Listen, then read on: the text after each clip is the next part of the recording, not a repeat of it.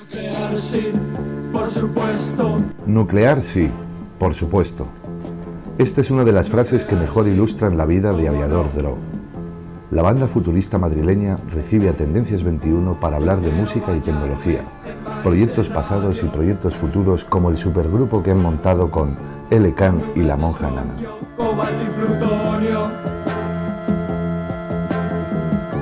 Yo quiero tener envolturas de plomo y niños deformes montando en las motos. Desiertas ruinas con bellas piscinas,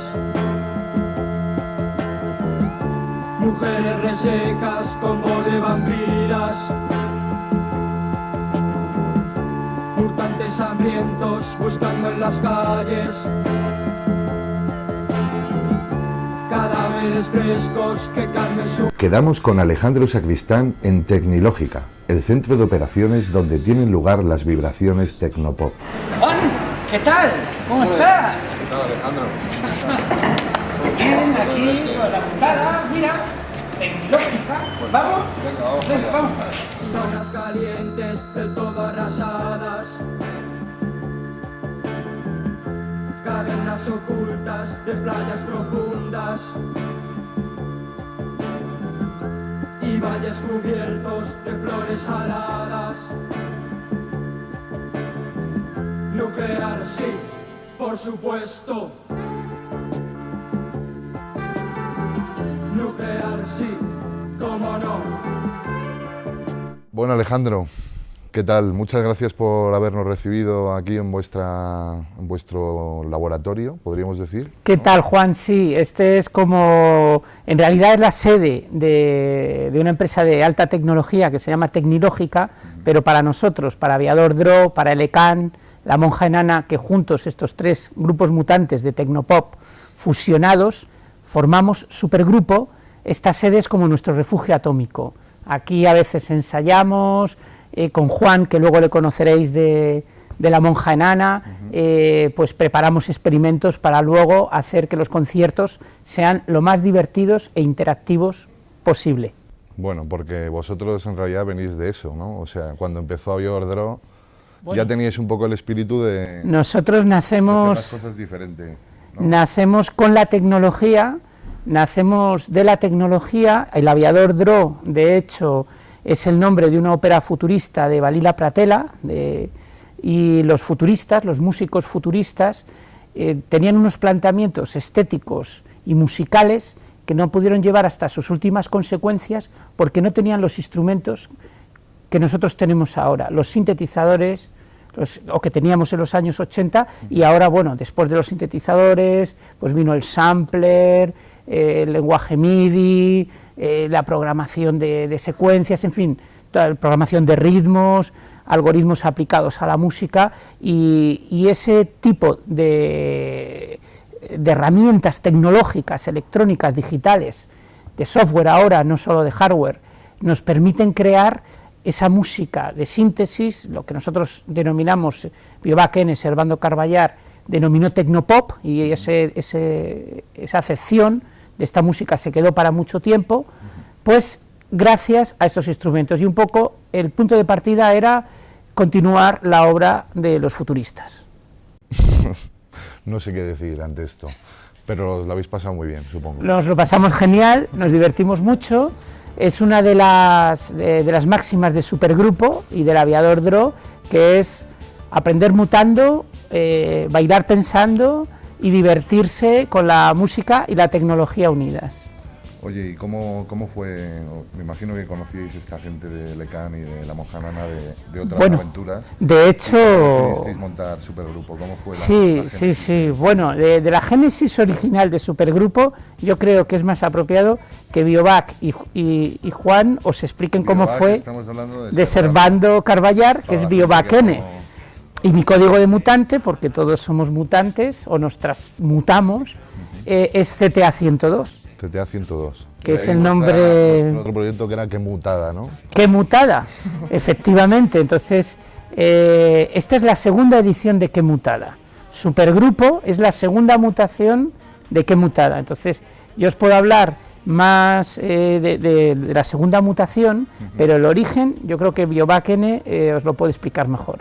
Hombre, a mí me parece personalmente que cuando puedes juntar un poco lo que conoces, bien sea por tu profesión o por tus aficiones, sí, que es lo que me parece que hacéis vosotros, porque tú estudiaste física, si no me equivoco. Sí, bueno, hay todo un abanico de profesiones, unas muy tecnológicas y otras más asociadas a las ciencias sociales y a la historia, porque ambas cosas son necesarias para crear música y crear historias con la música. Sí, aparte que entre ellas también estas disciplinas están relacionadas de algún modo, ¿no? Porque sí, un avance tecnológico puede llegar a cambiar la sociedad, como estamos viendo en cierto modo en los últimos días, ¿no? Así es, es una de las claves de anticiparnos al futuro. Nosotros apostamos porque con la tecnología el futuro será mejor y más divertido para todos, pero también muchos de nuestros temas albergan situaciones distópicas, ¿no? O situaciones donde son como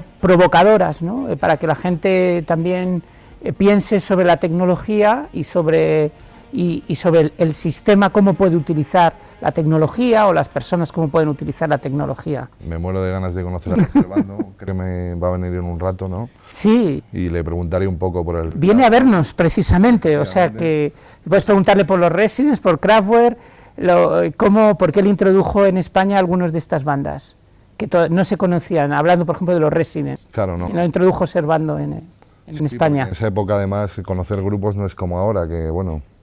Era muy complicado. Entras en Spotify y te han hablado de no sé quién, boom, ahí era más difícil, ¿no? Sí, también viajando, explorando. Y algo más romántico, yo creo, ¿no? Sí. Es decir, me he comprado el disco de tal y irlo a escuchar a casa de un amigo y... Cuando nosotros pensamos por primera vez en crear un sello discográfico, porque por un lado surge como una necesidad, pero por otro lado tenía que ver con el planteamiento internacional de los grupos tecno, sobre todo de los más radicales, de lo que se llama la ola fría, la ola industrial, el tecno industrial, que no tenían a lo mejor una facilidad para grabar y publicar. Entonces, en algunos de estos grupos lo que hicimos fue plantearnos el producir, y de esta manera empezamos a ponernos en contacto. De hecho, y eso es una historia ya de Dro, cuando Dro empieza a distribuir sellos discográficos es porque previamente ya había contactado Servando pues con la gente, con Joy Division, de la gente de la Factory Records y con otros sellos, con Root Trade, etcétera, ¿no? Entonces ahí era como un movimiento internacional y funcionaban las cosas por carta, luego ya por fax y cuando había dinero por teléfono. Claro. Además que... Y luego ya con viajes, yendo a ver a tocar a grupos y ya todo eso, bueno, eso es historia y lo podría contar Servando. Tres cosas para mí que son míticas y creo que para los músicos de mi generación también, que uno sería Dro en este país, pues después llegó Subterfuge, que tuvo también su tal, y luego ahora estamos en otro lado. La gente de Manchester, de Joy Division, el periodista Factory, y Root Trade, ¿no? Y Root Trade, sí. Bueno, pues vamos a ver si pues vamos a ver si viene Servando. ¡Ah!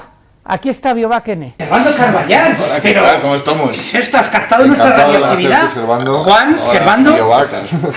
Un auténtico placer. El placer es mío, es mutuo.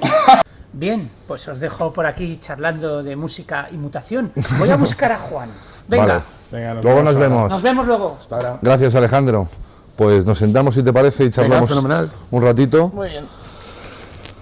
Encantado de estar aquí hablando contigo, a ver qué me cuentas. Me imagino que mucho tendrás que contar. Hay que hacer arqueología. Tenemos que empezar por el principio, de algún modo. Arqueología industrial hay que hacer.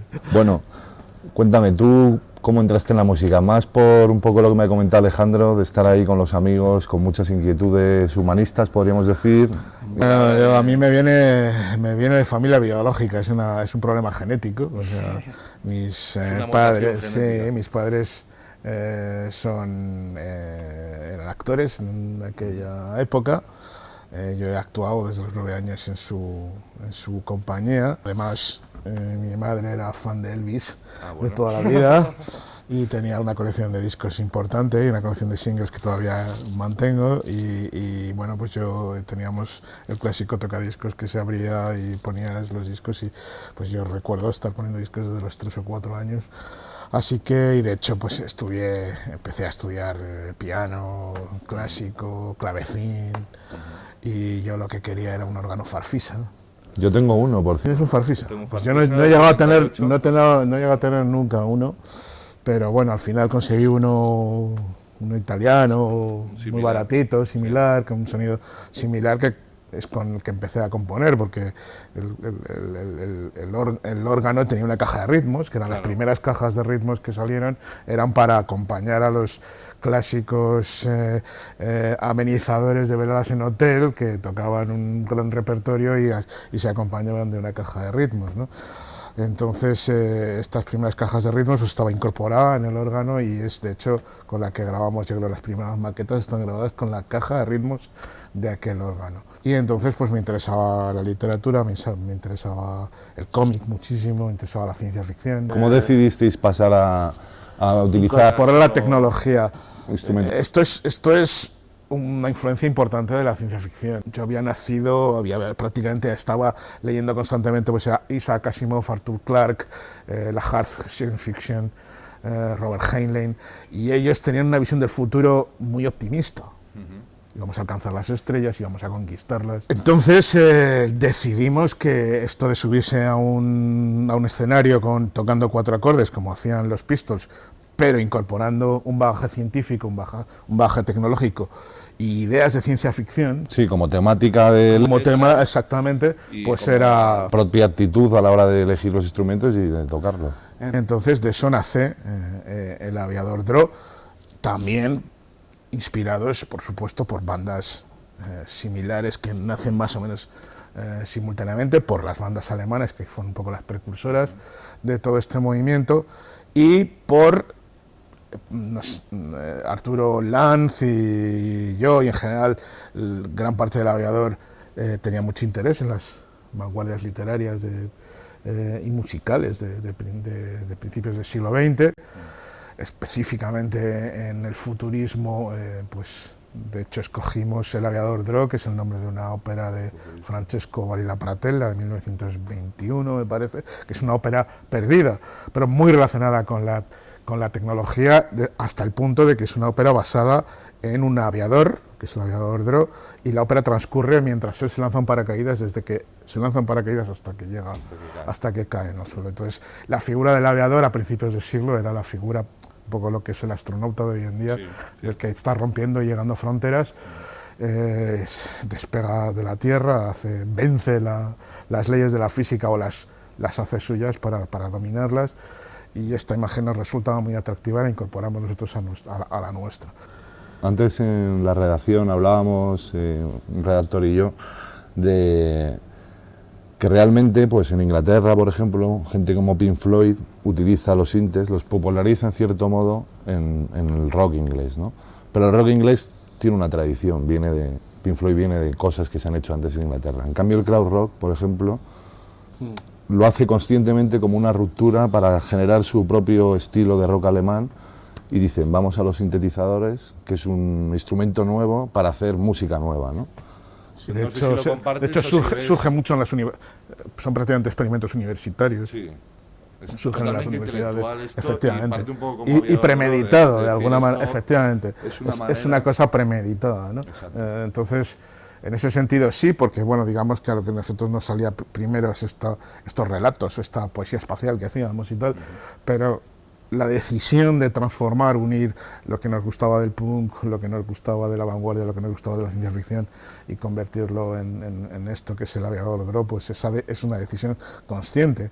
Claro. Y bueno, a partir de ahí ya pues se va evolucionando hacia un sonido que afortunadamente pues encontramos un sonido bastante propio, ¿no? Porque yo creo que si algo me gusta de todo lo que hemos hecho durante estos 35 años es que tú puedes fácilmente identificar una canción, cualquiera de las 300 o 400 que hemos publicado. Pero hay una imagen también, podríamos decir, ¿no? Sí, de alguna manera sí, yo creo, o sea, digamos que los monos, los uniformes, ya lo usaban los futuristas, los usaron Devo, los usaron los Residents, los usaban Throwing Gristle, los usaba Cabaret Voltaire.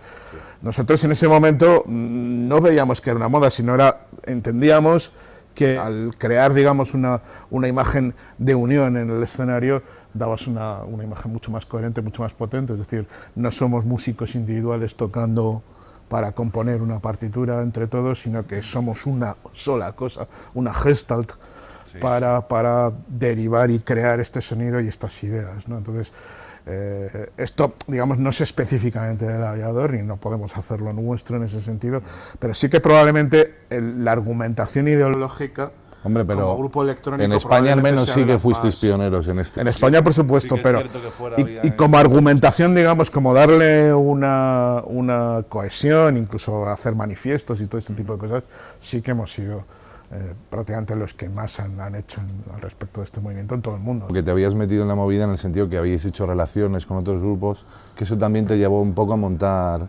DRO, Discos Radioactivos Organizados. Nosotros editamos nuestros primeros 2 singles como resultado de ganar un concurso, el rock del concurso de la Diputación de Madrid de aquel momento, y bueno, pues, pero la compañía que editó nuestros discos, pues tenía unas ideas muy raras acerca de lo que querían que hiciéramos, y luego pues hicimos una maqueta de lo que sería luego nuestros primeros 2 álbumes más o menos, pero Alas sobre el mundo, y la presentamos a todas las compañías posibles. Incluso hubo un productor, Christophe Magny, productor francés, un tipo increíble que nos produjo las primeras maquetas y las paseó por CBS, por Sony, por EMI, y bueno, pues nadie entendía lo que estábamos haciendo, y además la maqueta era de Nuclear Sea, que todavía no había salido publicado, entonces la gente pues se asustaba mucho.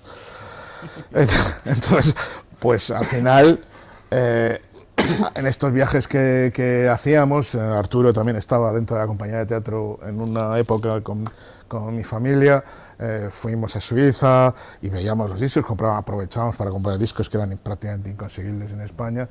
Y entonces, pues, en una de estas vimos listas alternativas, listas independientes, Rogue Trade, una serie de compañías que, de alguna manera, ya no solamente funcionaban alternativamente, sino que vendían música alternativa en un circuito alternativo, tanto de conciertos como... Entonces eso nos llamó muchísimo la atención, y a partir de entonces, pues, contactamos con ellos, vimos cómo lo hacían, nos explicaban un poco cómo se hacen estas cosas, y entonces vinimos a España y intentamos hacer algo similar para editar nuestro disco. O sea, en principio no teníamos ni idea de publicar a otra, pero nosotros pensábamos que íbamos a sacar nuestros discos y íbamos a vender 200 copias y nos íbamos a ir a casa tan contentos y ya está, ¿no?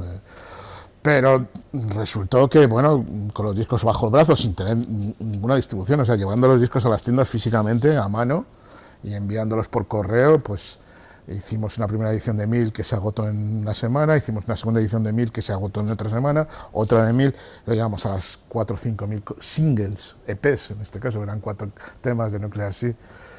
Y entonces dijimos, bueno, pues realmente aquí hay gente que quiere esto, que quiere, o sea, efectivamente las compañías no nos quieren, pero el público sí. Si en cierto modo ahora mismo tú puedes hacer tu disco de un modo más accesible. Se ha democratizado mucho, es decir, yo creo que el estado creativo de la música ahora es sensacional. Lo que ocurre es que, claro, hay muchísimo más, está la red inundada. Es mucho más difícil establecer un criterio, sin embargo es mucho más fácil encontrar gente que le guste lo que haces, con la cual compartir desde tus proyectos hasta tu música. Incluso puedes hacer realmente un grupo sin que ninguno de los miembros esté en la misma ciudad, ¿no? Probablemente hasta tocar en directo con los mismos, cada uno en una ciudad, ¿no? Con Skype, efectivamente. Entonces, bueno, yo creo que, digamos, como herramientas para el músico y para la música, la tecnología proporciona unas herramientas absolutamente fascinantes. Y probablemente la incorporación de la neurociencia en el futuro y la inclusión como buenos cyborgs de estos aparatos en nuestro propio organismo creará músicos cyborg en el futuro que con su solo pensamiento puedan probablemente hacer música con su propio cuerpo, ¿no? un poco estáis haciendo ya una vuelta de tuerca al asunto tecnológico en vuestras presentaciones desde que habéis montado también Supergrupo. Claro. Hay una serie de elementos que estáis introduciendo. Hicimos un manifiesto hace poco, que era el manifiesto de la música aumentada, como El Aviador, en el cual decíamos ya un músico no se puede plantear que su siguiente reto, su siguiente paso, se estaba midiendo en álbumes, en LPs, ¿no? En colecciones de 12, 13, 14 canciones que presentas. Yo creo que eso ahora ya carece de sentido, vuelve a tener mucho más sentido, como se planteaba en los años 60, el sacar 1 o 2 canciones como eran un single. Lo que pasa es que ahora es digital y además lo tienes de alguna manera que acompañar, pues visualmente, acompañar de otra clase de propuestas, porque todas las artes y muchas de las ramas de la ciencia y la tecnología lo que están haciendo es converger de alguna manera y fusionarse para crear nuevos desarrollos, ¿no? De alguna manera lo que tenemos que ver es que la música pop, como la hemos entendido durante el siglo XX, pues se ha terminado, y ahora tenemos que pasar a una nueva fase en la cual, si realmente quieres no directamente hacer música, sino de alguna manera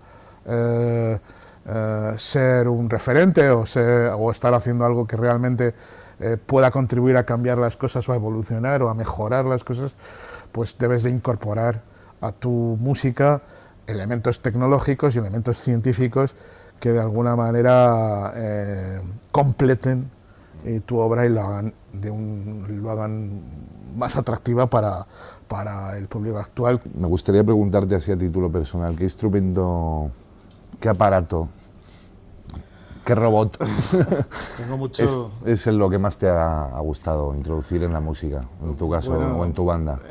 En mi caso fue mi primer sinte, que fue un sintetizador italiano, muy baratito y monofónico, que se llamaba Gen 2000, que no he vuelto a ver nunca más, y que ya no tengo además. Y bueno, lo echo mucho de menos, es como la mascota que murió y tal, y la tienes ahí su recuerdo, ¿no? Y porque era un sintetizador muy fácil de utilizar en directo, muy peculiar, con unos sonidos muy potentes. Y luego siempre he tenido debilidad por lo que eran las compañías japonesas de Korg y Roland. A mí me gustan mucho también Korg y Roland. Sobre todo porque los graves y la potencia de los sonidos y de los filtros tiene algo muy especial, ¿no? Siempre, bueno, pues ha habido Júpiter, pero no sé, el Juno 60, actualmente todavía compongo con un Phantom, que es una versión de una workstation actual de Roland, y bueno, tengo ese vicio en general por esa marca, ¿no? ¿Y qué mutada? Que más o menos me ha comentado Alejandro hace un rato. Pues en un momento dado nosotros a finales de los 90, principios del siglo XXI, descubrimos a Elecan, que era una banda que a nosotros nos llamó mucho la atención, ciertos paralelismos con gente como el B52 o el Grupo Sportivo, grupos con mucha gente y con esta teatralidad que a nosotros nos gusta tanto, con sentido del humor, que creo que es muy apreciable y que es bueno incorporar de alguna manera también a la música. Entonces, bueno, tanto con ellos como luego con La Monja Nana, con Juan Alonso, que anda por aquí, que estamos en parte de su imperio. Todos teníamos este interés por utilizar la ciencia y la tecnología como una herramienta para nuestra música.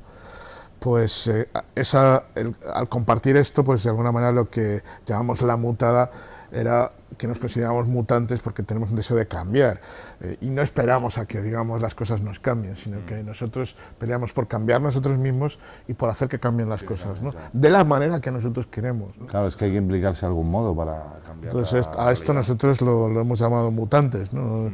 También gente como Devo, la banda de la devolución americana, pues también utilizaban, por un lado, llamaban mutantes de alguna manera a la gente progresista y que quería cambiar y que quería hacer cosas sin miedo a lo que pudiese suceder, y los pasadistas a ellos los llamaban los spuds, los tubérculos, las patatas, ¿no? Oye, pues he estado viendo el vocoder este que tenías. Esta es una de nuestras primeras máquinas. Es una de nuestras primeras máquinas. Pues yo creo que fue el primer vocoder que se comercializó, lo comercializó Korg, que era una compañía japonesa que empezó a editar, a fabricar sintetizadores de bajo coste, con lo cual nos vino fenomenal a todos los punkis que estábamos intentando emular a nuestras estrellas como Ultravox o como Kraftwerk. Pues teníamos de repente máquinas muchísimo más baratas, muchísimo más fáciles, no tenían todas aquellas parafernalias de enchufar toda clase de procesadores unos a otros para, como eran los Moog, por ejemplo, en aquel momento, y entonces con unos filtros muy sencillos y unos generadores de tono, generadores de ruido, y introduciendo una señal que se podía introducir por este micro, una señal de voz con este micro o con un micrófono externo, pues tú tocabas una nota o un acorde de hasta 3, me parece, notas en acorde, y pues podías generar una voz sintética fantástica. Para la gente, para que lo entienda un poco la gente, es lo que la gente no iniciada conoce como voz de robot, ¿verdad? Efectivamente, voz de robot o voz armonizada, efectivamente, estos efectos que se hace con este cacharro, hay que darle una nota y hay que entonar para que suene. No hay que entonar, no hace falta entonar, entona él solo. O sea, tú basta contar la nota, lo que pasa es que, claro, cuando te pones a cantar, de alguna manera tú ya estás entonando, pero si tú, él te corrige, si tú lo haces mal, él da la nota. El del micro Korg, la verdad, me imagino que sí, es la evolución de lo que fue este vocoder. Este amigo tiene 34, 35 años. Pues tiene mi edad, entonces. Pues mira. Podría ser mi hermano. Pues no sé si está libre, a lo mejor te puedes casar con él y tal, yo lo haría. El bajo que me queda un poco muchas ganas, me estoy enamorando por minutos de la máquina esta.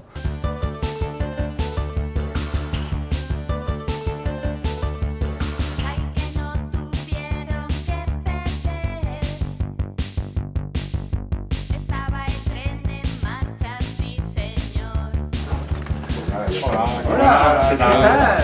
Yo soy Juan, tú también, ¿no? Encantado, de la monja Nana, ¿verdad? Efectivamente. Juan es un tecnológico. Un tecnológico total.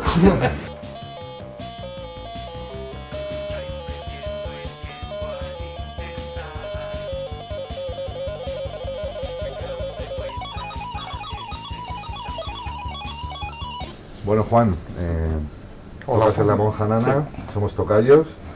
Y también estás en Supergrupo, estamos en tu oficina tecnológica, cuéntame un poco qué es lo que hacéis aquí. Pues bueno, somos una empresa de desarrollo, hacemos aplicaciones web, hacemos aplicaciones móviles y luego tenemos una parte muy chula que es lo que llamamos proyectos marcianos, donde hacemos más cosas de... Que son los que molan, ¿no? Efectivamente, que son los más de cacharreo, Internet de las cosas, Arduino, a veces consigo colar algo de sonido también y de música. Como nosotros este reportaje un poco, que somos una revista de tecnología y aquí estamos un poco hablando de música y tecnología. Bien conservando, nos ha contado cómo la tecnología ha sido un poco su identidad musical. No sé si en el caso de la monja Nana lo habéis visto desde esa perspectiva o no. Sí, al final... Tanto La Monja como otros grupos que salieron a finales de los 90 se nutrían de la estela que dejaron, no sé, los grupos pioneros de los 80. Fuimos recogiendo influencias y al final a mí siempre me ha gustado la música techno pop, quizá posiblemente la vertiente más pop, y decidimos articular el grupo un poco en torno a eso. Al final yo sabía tocar el teclado y bueno, Ana canta, y para nosotros lo más sencillo también era montar un grupo donde pudiéramos estar en casa tranquilamente componiendo y luego en directo pues despreocuparte un poco de hablar con un batería, con un bajo, con una guitarra, con otra persona que haga coros, y para este tipo para evitar eso el techno es ideal. ¿Cómo conociste a Servando y Alejandro? ¿Cómo viene esta relación que ha denominado, que ha derivado del Supergrupo, pero que ha sido también que mutada? Conocerlos por su música desde hace mucho. En persona yo creo que sería hace unos 12, 13 años, con motivo de la primera mutada, que encajaron las piezas para hacer una gira por España de LK en El Aviador y La Monja. Y ahora pues recientemente, hace unos meses, surgió la posibilidad de tocar juntos de nuevo, y lo que hicimos fue como ir un paso más allá, que era realmente lo que queríamos hacer desde el primer momento, que no era tanto como 3 grupos juntos, sino supergrupo, como una amalgama o exactamente un híbrido de los 3, tocando canciones de todos, haciendo canciones nuevas entre todos y bueno, pues... Sí, porque habéis hecho temas nuevos, luego habéis hecho reinterpretaciones de los temas tanto de Aviador como vuestros, y este es el disco que habéis sacado, ¿no? Sí. Y cuéntame un poco qué es lo que tenemos por aquí, que... Pues queríamos me he contado brevemente que son como cosas que estáis metiendo en escena. Sí, queríamos complementar un poco el concierto con elementos tecnológicos. Al final, pues a los 3 grupos nos gusta mucho la tecnología, los cacharros y demás. Y bueno, lo que es el formato concierto tradicional, no es que esté agotado, pero bueno, se lleva haciendo toda la vida. Entonces era como, ¿qué podemos hacer que dé pequeños, que aporte alguna novedad al concierto? No solo voy a ver un concierto, voy a ver algo más. Uno de los inventos que hemos montado es el aplausómetro, que responde en tiempo real al ruido de ambiente del concierto. Y lo que hicimos en el concierto fue disparar diferentes secuencias de vídeo según el volumen de los aplausos. El objetivo final era... O sea, estaba conectado, por así decirlo, el volumen de aplausos con el tipo de vídeo que mostrabais. Efectivamente. Entonces, ¿el público tenía algún tipo de...? Sí, se lo estuvimos explicando durante el concierto y este prototipo que está sin conectar, pero sí que responde al sonido, lo estuvimos enseñando a la gente que estaba, al público que estaba en las primeras filas. Entonces, luego con el que teníamos entre los músicos, disparábamos diferentes secuencias de vídeo. Y la idea era hacer que el público fuera subiendo el volumen de los aplausos en el bis hasta llegar al crescendo final, momento en que volvíamos al máximo y salíamos ahí a darlo todo. Esto es parte del atrezo de la monja enana. Que básicamente, bueno, pues como las petacas clásicas de micrófono, es parte de nuestra ropa, lo llevamos sincronizado, y la idea es utilizar esta tecnología en los pies de teclado, igual para tener unos visuales o una iluminación que vaya al compás de la canción, o que incluso en un momento determinado también pueda responder a la señal del Porque ahora mismo, ¿qué hace? Simplemente... Ahora tiene unos patrones de colores y ya está. Aquí tenemos los patrones de colores, aquí tenemos el sensor de volumen, pues ya es unirlo y a ver qué sale. Esto de pulsa el botón y el profesor X te indicará qué superhéroe eres. Siguiendo con la temática de superhéroe y supergrupo y demás, se nos ocurrió hacer un reconocedor facial que, en base al sexo y a la edad de la persona que se presta al experimento, el sistema le relaciona con un superhéroe. Entonces, pues bueno, si lo queréis probar... Salvando, por favor, estás ahora ya aquí. A ver qué te dice. Pulsa el botón verde. Proceso de identificación en marcha. Se ha ido un poco... El profesor X, pero la edad... un poco, ¿no? Te está diciendo que eres tú, de hecho, el máster La edad regular, pero el superhéroe sí... Entonces tenemos, la base secreta, tenemos una tapadera, hemos montado una serie de tiendas de cómic y tal, un poco por pasar el rato, que es una tapadera para nuestro grupo de superhéroes, que estamos en las catacumbas ahí, organizándolo todo para conquistar el mundo, vamos, o sea... ¿Esto cómo lo utilizáis exactamente en escena? ¿O esto es algo que habéis desarrollado aquí sin más? Bueno, en realidad lo utilizamos también como una estrategia de marketing, porque lo ponemos en el puesto donde vendemos los discos. Entonces también es una forma de atraer al público, es una idea muy buena, efectivamente, de atraer al público hacia el punto de venta. ¿El robotito este? Pues... ¿Tiene nombre? Es el nombre oficial es el Zingamablob, creo recordar. Me refería más si tú le habías puesto un nombre así más... José Luis. José Luis. Pues bueno. Hay una corriente de movimiento maker, de hazlo tú mismo, bastante grande, y bueno, pues venden un montón de instrumentos musicales o de generadores de ruido. Te lo puedes comprar montado o te lo puedes comprar, que es lo más divertido, en modo kit, y es coger el soldador y echarle horas y... Entonces, pues bueno, lo has hecho tú mismo, ¿no? Este lo he hecho yo, el diseño no es mío, pero es a partir de los componentes, igual que este otro, que asusta un poco menos. Y bueno, pues es una máquina de ruido bastante curiosa, no sé si la ponemos. Un gato enfadado ahora, ¿no? Sí, puedes controlar diferentes parámetros y de hecho la luz del tentáculo modifica la... Qué bueno eso. De hecho, podríamos probar... Como que al alejarlo el sonido es más grave, ¿no? Me da la sensación. Pues claro. O sea, que es este sensor el que realmente está interactuando con la luz. Tiene un generador de sonido que luego la luz lo modula.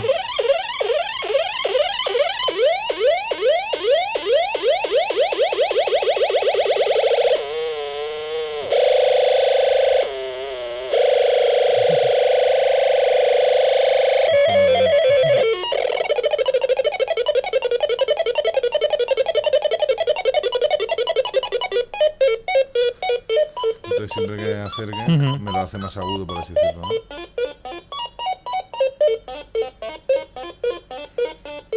Es el compañero ideal. Sí, desde luego. ¿Qué es exactamente esto? Pues esto es parte de los proyectos marcianos que os comentaba. Hablando con la Biblioteca Nacional nos enseñaron sus fondos audiovisuales y entre ellos tienen discos de cartón de finales del siglo XIX.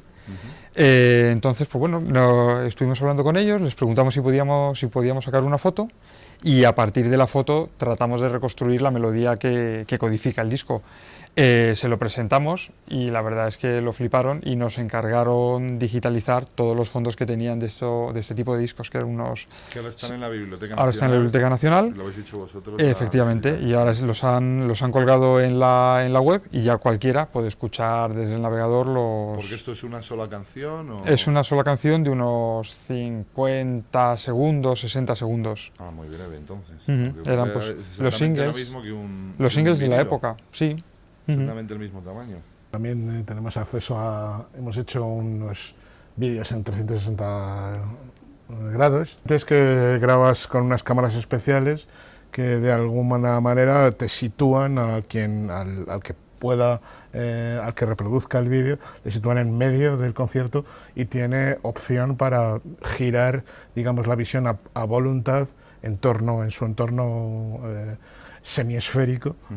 De manera que puedes seguir el concierto como si estuvieses ahí dentro, es decir, puedes mirar al público, puedes mirar a un músico, a otro músico. Así, con esta 5 temas, eran 7, 6 temas del concierto se grabaron de esta manera, lo grabó la empresa... Transreal 360. Transreal 360. Creo que ya están disponibles en YouTube. Sí. Y en Colors. Y en Colors, sí.